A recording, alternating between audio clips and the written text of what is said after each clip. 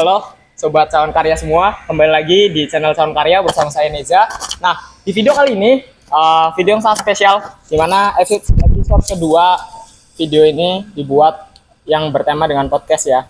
Nah, di video kali ini, masih dengan video yang sama, yaitu podcast, tapi dengan tamu yang berbeda dan pewawancara yang berbeda juga, dimana pada episode kedua ini, kita akan mewawancarai salah satu member dari Cawan Karya, member perempuan ya khususnya, karena beliau ini memang sudah cukup mahir dalam hal pemasaran hasil dari budidaya, baik itu perikanan maupun pertanian. Nah, kira-kira gimana sih bisa inspiratifnya dari kakak yang satu ini? Oke, halo Anissa, apa kabar? Baik ya, bisa, baik. Aman. Nah, bisa diperkenalkan dulu nih namanya, terus usianya, terus kira-kira kesibukan sehari-harinya apa aja? Oke, halo semuanya, perkenalkan nama saya Anissa. Kalau usia saya sekarang 22 tahun dan sekarang kesibukan saya itu berjualan ya, hasil dari pertanian keluarga. Oh, jadi sekarang sibuk berjualan ya? Ya sesuai dengan apa yang saya katakan tadi di awal, bahwa kita akan mewawancarai Kanisa ini karena memang beliau sudah sangat mahir dan ya bisa dibilang lumayan sukses di usianya, apalagi perempuan. Dia bisa memasarkan begitu banyaknya hasil budidaya baik dari pertanian maupun dari perikanan orang tuanya. Oke. Pertanyaan pertama, saya ingin tanya ke Kanisa nih.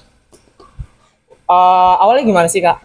Kok bisa terjun ke dunia pemasaran gitu, terutama memasarkan budidaya gitu ya, kayak semacam pisang ini yang ada di hadapan kita, terus singkong yang udah dalam bentuk olahan, terus ada lagi perikanan. Nah, awalnya gimana kok bisa sampai ke ranah pemasaran ini dan mematahkan stigma anak muda yang biasanya bilang kalau ya jualan itu sesuatu yang tidak etis dan sesuatu yang memalukan. Oke, baik. Jadi awal mulanya memang saya membantu ya, lebih ke membantu orang tua. Awalnya memang agak itu ya, malu ya, karena kan kita bertemu dengan banyak orang. Nah kan bertemu banyak orang, apalagi kita pertama kali. Nah, tapi setelah dijalanin, setelah kita melewati rasa malu itu, rasa gengsinya juga, kita jadi merasa nyaman gitu. Karena dalam di situ selain kita memang menjualkan dagangan, membantu orang tua kita, itu juga berinteraksi dengan banyak orang gitu. Kita mengenal dengan banyak orang dengan karakter yang berbeda. Jadi di situ adalah salah satu keasikan tersendiri buat saya ya, ketika menjual dagangan hasil pertanian orang tua. Oke. Jadi kalau kakak bilang untuk membangun relasi ya, salah satunya bertemu orang banyak, terus punya banyak kenalan. Gimana dengan peluangnya sama potensinya? Oke, kalau untuk potensi ya, itu lebih kita memaksimalkan dari penjualan itu sendiri. Karena kan memang hasilnya dari milik keluarga, jadi ketika kita menjual sendiri itu lebih untung profit. Oh, oke. Itu ya teman-teman. Jadi kenapa lebih milih berjualan gitu hasil budidaya? Kenapa sih nggak diberikan ke distributor aja untuk langsung diantar ke para konsumen?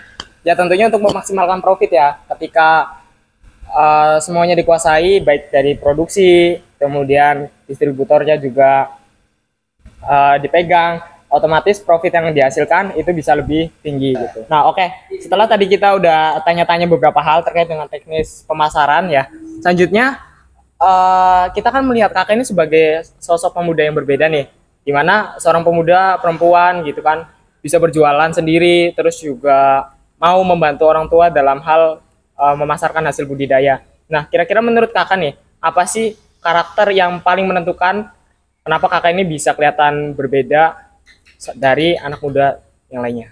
Oke, yang bikin berbeda adalah mungkin saya salah satu ya yang termasuk dalam pemudi yang mau untuk bergelut di bidang ini gitu. Karena kan seperti yang di awal dikatakan bahwasanya memang jarang ya, sedikit yang ikut maksudnya terjun di bidang tersebut. Jadi mengesampingkan gengsi dan rasa malu, saya mau bergelut di bidang ini. Oke, jadi kunci sukses dari Kanisa ini ya dia bisa mengesampingkan gengsi yang biasanya dimiliki oleh anak muda kebanyakan ya, gengsi yang sangat besar sehingga itu bisa menghambat langkah mereka sendiri untuk maju lebih jauh lagi. Nah, itu dia mungkin teman-teman kisah, sedikit kisah inspirasi ya, lebih ke arah inspirasi. Lalu apa pelajaran yang bisa diambil? Nah, dari Kanisa kita bisa belajar bahwasanya sebagai seorang anak muda kita nggak perlu banyak gengsi, nggak perlu banyak malu-malu, dan tentunya ketika kita bisa mengedepankan hal-hal yang lebih penting daripada gengsi itu, langkah kita akan jauh lebih efektif dan efisien, dan tentu juga kita bisa menerobos ke arah kesuksesan itu sendiri. Jadi nggak terhambat oleh apapun, termasuk gengsi itu sebagai salah satu penghambat terbesar.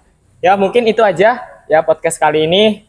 Thank you Kak Anissa, luar biasa. Dan mungkin saya cukupkan, saya Neza pamit undur diri. Salam Calon Karya, beda muda berkarya. Dadah.